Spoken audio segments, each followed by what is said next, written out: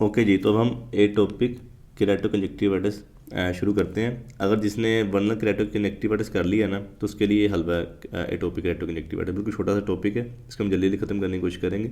इसका normally association atopic dermatitis के साथ देखा जाता है कि जो पेशेंट एटोपिक डर्माटाइटिस की हिस्ट्री लेके प्रेजेंट करेंगे ना, उनमें एटोपिक केराटोकंजक्टिवाइटिस भी देखने को मिलेगा।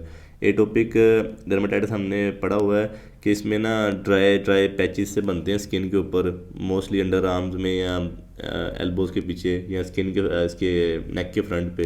तो ड्राई से पैचेस होते हैं, इन्फ्लेम्ड सी स्किन हुई होती है और बड़ी खारिश होती है उन पेशेंट को उस जगह पे स्किन पे। और इसका कोज किसी को पता नहीं, लेकिन ये कहते हैं कि जो प्रोटेक्टिव लेयर स्किन की है ना, उसके अंदर अंदर अगर कुछ चेंजेस आ जाए ना, मादी तौर पे चेंजेस आ जाए, तो ये मसले मसाइल शुरू हो जाते हैं। तो जो एटोपिक केराटोकंजक्टिवाइटिस है उसका हमेशा एसोसिएशन एटोपिक डर्माटाइटिस के साथ ही देखा जाएगा। ठीक है, ये क्रोनिक है, एक्यूट इन नेचर नहीं, हालांकि hyper sensitivity reaction immediate response होता है, लेकिन ये क्रोनिक इन नेचर है, रेयर बहुत कॉमन नहीं है। और बायलेटर दोनों आंखों की एलर्जी होगी, दोनों आंखों का केराटोकंजक्टिवाइटिस देखने को मिलेगा हमें।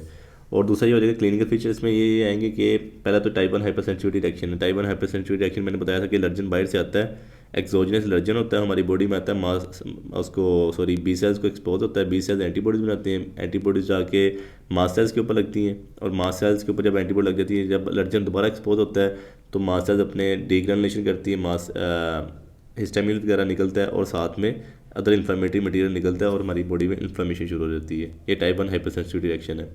ठीक है, और इसमें पेशेंट हमेशा एटोपिक डर्माटाइटिस की हिस्ट्री के साथ प्रेजेंट करेगा, वो मैं आपको ऑलरेडी बता चुका हूँ। और एस्थमा भी बहुत कॉमन देखा गया है, एस्थमा भी आप लोगों को पता है टाइप 1 हाइपर सेंसिटिविटी रिएक्शन है।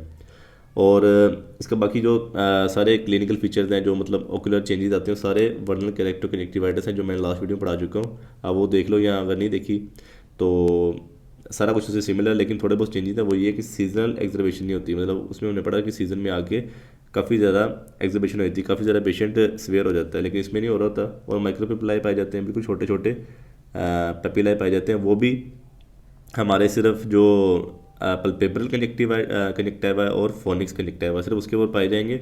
उसकी वजह से हमारा जो पल्पेब्रल कंजक्टिवा वो पेल पेल भी येलो येलो नज़र आएगा, लेकिन जो पेपिला होते हैं वो रेड रेड दाने होते हैं, बाकी का सारा येलो येलो होगा और दाने रेड रेड हमें नज़र आएंगे।